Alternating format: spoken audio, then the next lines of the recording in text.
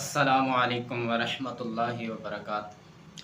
الحمدللہ وکفا والصلاة والسلام علی اشرف الانبیاء والمرسلین والحمدللہ رب العالمین۔ رب زدنی علما رب زدنی علما۔ حضرات محترم، سوال یہ ہے کہ کیا قبرستان کے اندر قرآن پڑھنا جائز ہے؟ کیا قبرستان کے اندر قرآن پڑھا جا سکتا ہے؟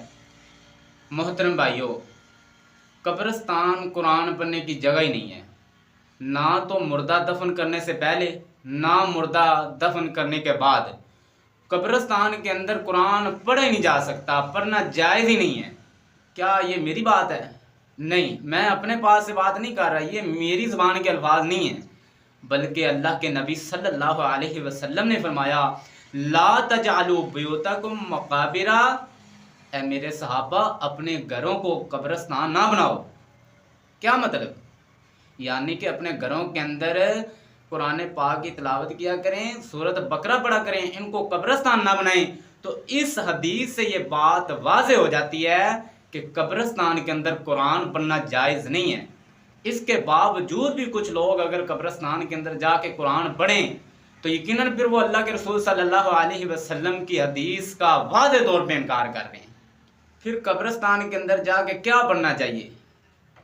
اللہ کے رسول صلی اللہ علیہ وسلم نے یہ بھی بتایا کہ جب قبرستان کے اندر جائیں، قبرستان کی زیارت کرتے ہوئے آپ السلام علیکم یا اہل الدیار من المؤمنین والمسلمین یہ دعا پڑھیں جو اللہ کے رسول صلی اللہ علیہ وسلم نے بتایا ہے۔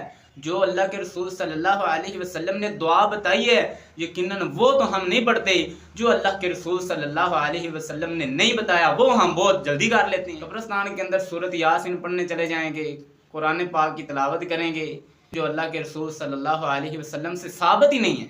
اب آپ سوچ رہے ہوں گے کہ یار قرآن ہی ہے، قرآن پڑھنے کے اندر کیا حرج ہے؟ یہ نہ جانے کیسی باتیں کر رہے ہیں کہ قبرستان کے اندر قرآن نہ پڑھیں، قرآن تو پڑھنا چاہیے۔ تو محترم بھائیوں، مجھے ایک بات بتائیں، آپ جب قربانی کا جانور ذبح کرتے ہیں تو اس پر کیا پڑھتے ہیں؟ اگر آپ اس پہ قرآن پڑھ کے تقریباً 5-6 سورتیں پڑھ کے یا 2-3 پارے پڑھ کے قرآن پاک کے جانور ذبح کر دیں تو کیا وہ جانور آپ کا حلال ہو جائے گا؟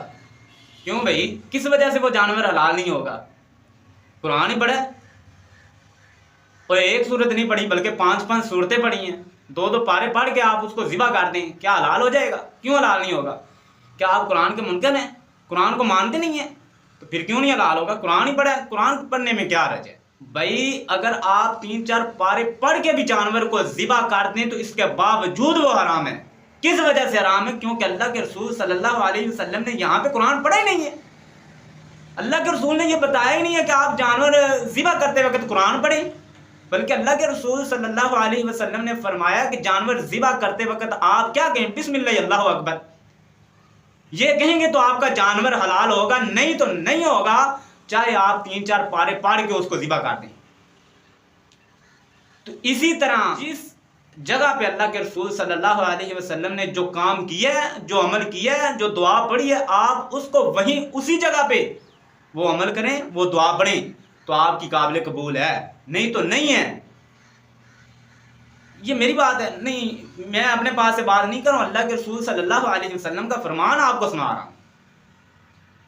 تو محترم بھائیوں، اسی طرح قبرستان کے اندر قرآن پڑھنا جائز ہی نہیں ہے۔ یہ نہ آپ سمجھے کہ ہم جا کے قبرستان کے اندر سورۃ یاسین پڑھیں گے تو وہ اس کا ہمارے مردوں کو فائدہ ہوگا۔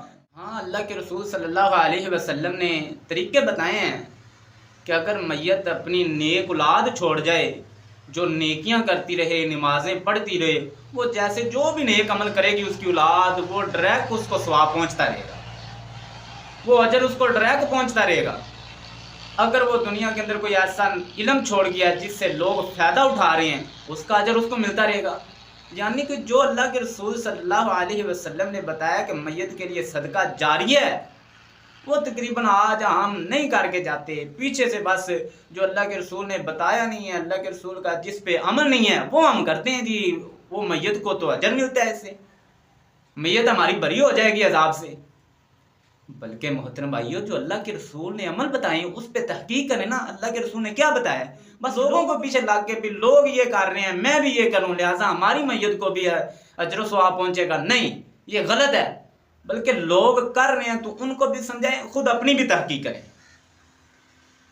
اللہ رب العالمین سے دعا ہے کہ اللہ ہمیں سمجھنے کی توفیق عطا فرمائے. وآخر دعوانا ان الحمد للہ رب العالمین.